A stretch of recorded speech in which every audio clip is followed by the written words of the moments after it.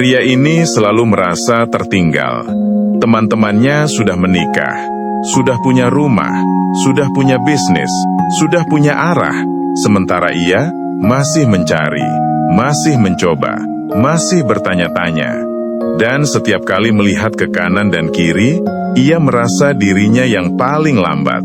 Namanya Nadrian, 33 tahun.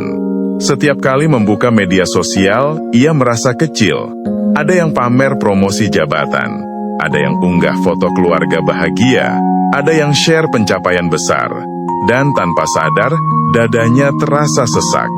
Ia mulai percaya satu cerita dalam kepalanya, "Aku ketinggalan." Kalimat itu terdengar sederhana, tapi perlahan merusak kepercayaan dirinya. Suatu malam, setelah menghadiri pernikahan teman dekatnya, ia pulang dengan hati berat. Semua orang terlihat melangkah ke fase hidup berikutnya, sementara ia merasa masih berdiri di tempat. Di dalam mobil, ia menatap kaca depan yang basah oleh hujan dan berbisik, "Apa aku salah jalan?" Itu bukan iri, itu rasa takut. Takut bahwa hidupnya tidak berkembang. Beberapa hari kemudian, ia mengunjungi ayahnya di kampung halaman. Mereka duduk di teras sore hari, melihat matahari perlahan turun. Ayahnya bertanya santai, "Kamu kelihatan banyak pikiran, ada apa?"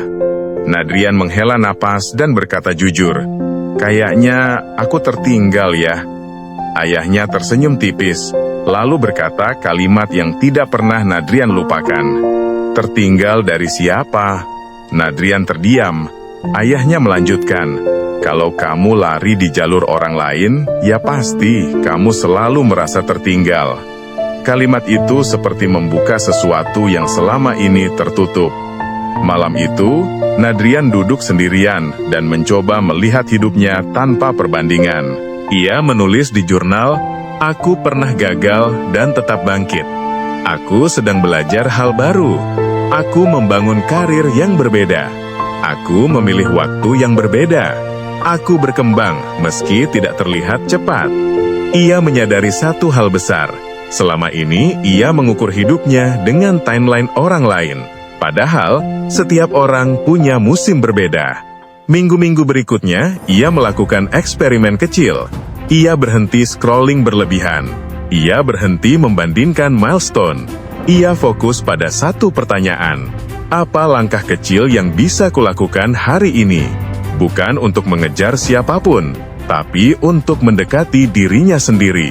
Dan perlahan, tekanan itu berkurang. Suatu sore, saat berjalan sendirian di taman, ia melihat anak kecil belajar naik sepeda. Anak itu jatuh, bangun lagi, jatuh lagi, bangun lagi. Tidak ada rasa malu. Tidak ada rasa tertinggal, karena ia tidak membandingkan dirinya dengan siapapun. Nadrian tersenyum. Ia sadar mungkin selama ini ia lupa satu hal sederhana. Hidup bukan lomba. Beberapa bulan kemudian, ia mendapatkan peluang kerja yang memang sesuai passionnya. Tidak besar, tidak spektakuler, tapi terasa tepat. Dan untuk pertama kalinya, ia tidak merasa tertinggal. Ia merasa selaras. Temannya bertanya, "Kok sekarang kamu kelihatan lebih tenang?" Nadrian menjawab pelan, "Karena aku berhenti lari di jalur orang lain." Ia menulis kalimat terakhir di jurnalnya, "Aku tidak terlambat. Aku sedang berjalan di waktuku sendiri." Dan kalimat itu membebaskannya dari tekanan yang ia ciptakan sendiri. Karena kebenaran yang sering kita lupa adalah ini, kita bukan tertinggal. Kita hanya sedang berada di bab yang berbeda. Jika pernah mengalami hal yang serupa, share pengalamanmu di komen, dan jika bermanfaat, bagikan video ini ke teman seperjuanganmu. Terima kasih.